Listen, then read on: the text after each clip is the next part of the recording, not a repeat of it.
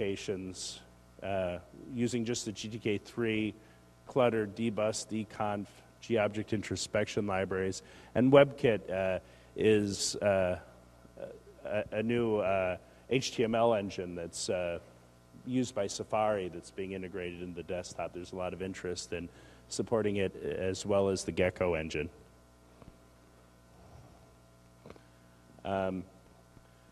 With GNOME 3.0, the GNOME community is focused on providing a desktop that scales from mobile devices all the way to multi-user servers. And we're very excited about the future of GNOME 3.0. We think that the user experience is very exciting.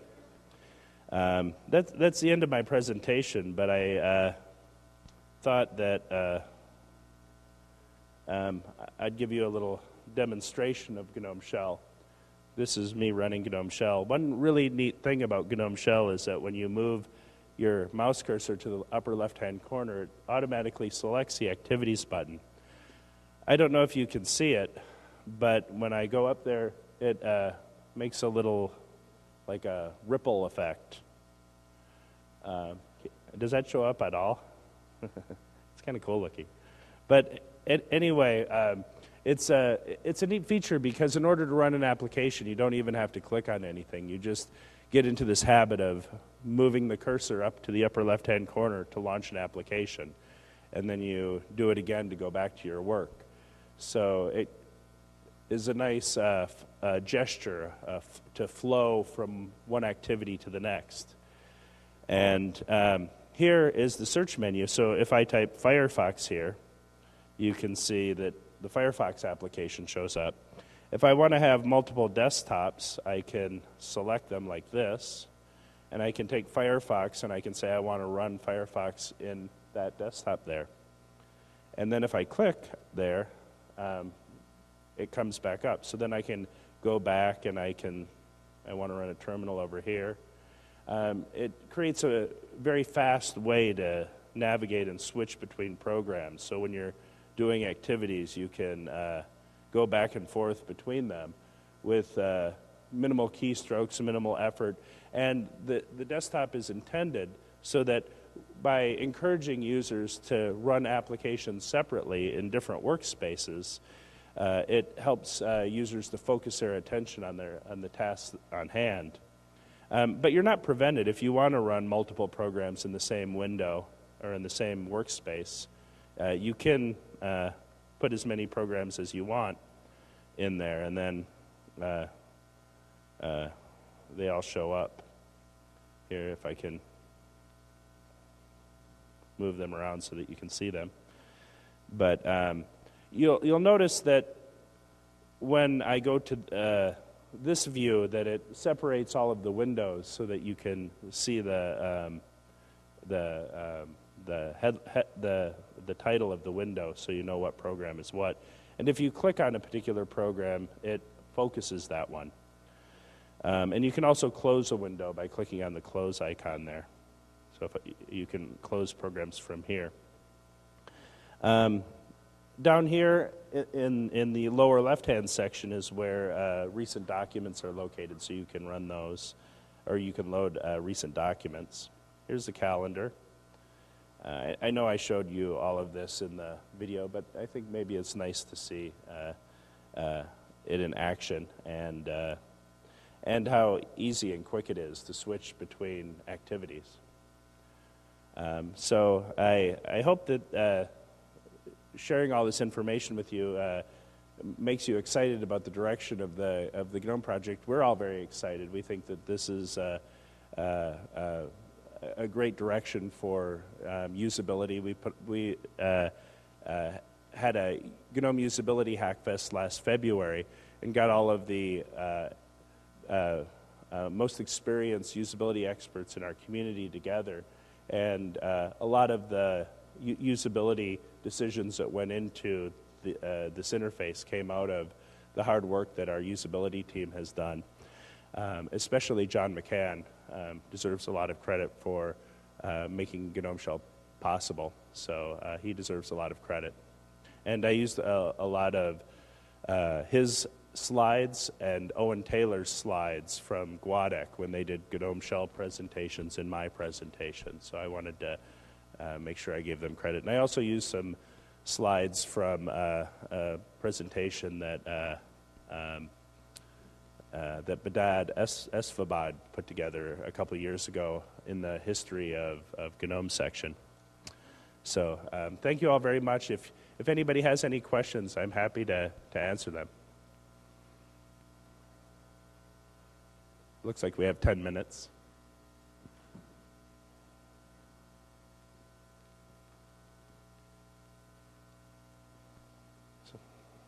So do you like GNOME shell?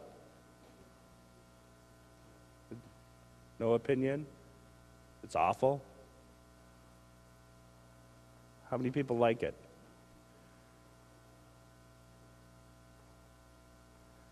How many people don't like it? 各位，大家有没有什么问题想要问 Brian 的？ Thank you. 不好意思，我用中文问。那请问一下，那个原本的那个GNOME的那个选单跑到哪里去了？ He's asking where is the GNOME classical menu? The GNOME classic menu is gone. You can click on. You can see that similar sections are here. Like I can click on music and pictures and video. Some of the things that you might want to do have been moved into these sections, but the application section, you can click here on this arrow here, and it shows you the well of applications that you can run. So that's where the application list is run. But I think a lot of times people wouldn't use this because let's say I want to run the calendar or the calculator program. What I'd probably do is I'd just go in the search bar and type calc, and the icon just shows up, and I can put it in my workspace. In our usability testing, most people prefer using the search bar to find applications. And then when you go and work in your calculator and you go back, you'll notice that it remembers the last several applications. The calculator, Firefox, and Terminal, the three programs that I ran in my demo, are the three programs showing at the top. And if I run, let's say I run a chess game, and I go back, you can see now there's 2 rows of applications. So it remembers quite a few applications that you read. So the most frequent applications would be very easy to click on. It remembers for you, so you don't have to. But if the application doesn't show up there, if it's a program you haven't run in a while, like let's say I want to run events, then I can just use the search bar to start up events. It's a little different.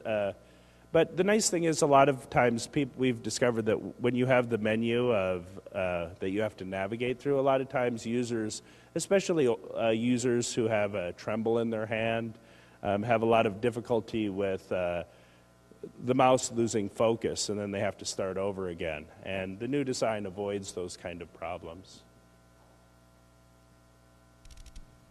不好意思，我再问一个问题啊，就是这个设计其实是。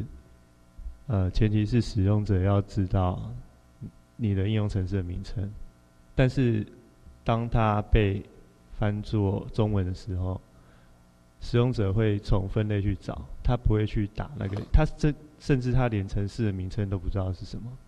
那这种情况要怎么办？He's asking if the program name was translated into something like Chinese. Even most people don't know the program's name. How to search? How could they search?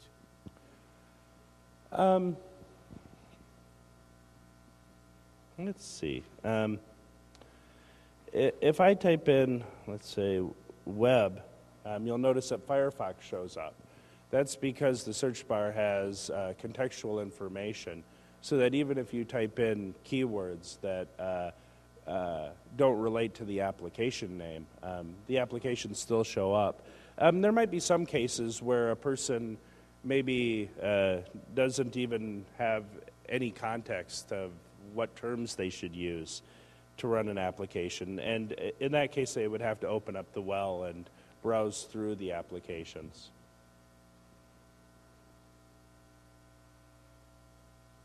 But you can see here that that's not too hard. I mean, if you are having trouble using the search bar, navigating through that list of applications and finding the icon for your application is not much effort.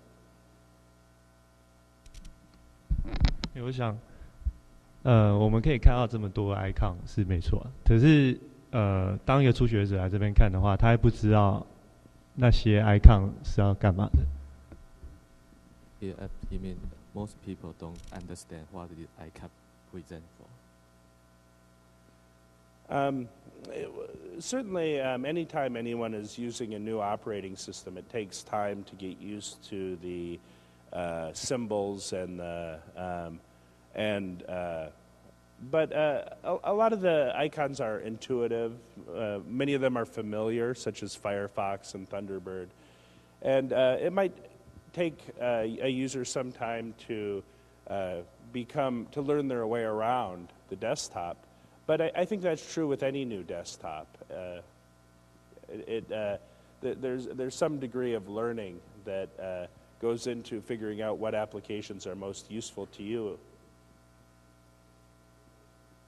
OK， 各位还有没有什么其他问题想要问的？你说。But if I'm using a local with the Chinese local, then I wish to search the application in English, the original English name. How to do that? Example, if we translate the Firefox to Huohu, then I wish to search the Firefox in English, but without using the Chinese. To be honest with you, I have no idea how that works. But that is a really interesting thing to consider. And the next time I talk to John McCann and the other designers of GNOME Shell, I'll highlight that to them as something to consider. So I appreciate comments like that. OK， 不会的。Yeah, do you? So you mentioned no longer supporting non-OpenGL machines. So is there any plan to still have maintenance releases for GNOME 2, or will you totally drop GNOME 2? The GNOME community is not dropping support for those users who have non-OpenGL machines that don't support OpenGL. The GNOME community is currently recommending that users with those needs just continue using the GNOME 2 panel, applets, and window manager. And if you continue using the same panel and applets that were used in GNOME 2, then it works fine on OpenGL hardware. Now, it's unclear over time how OpenGL support will be handled. It's perhaps in the future, if there's enough interest and demand for supporting older hardware,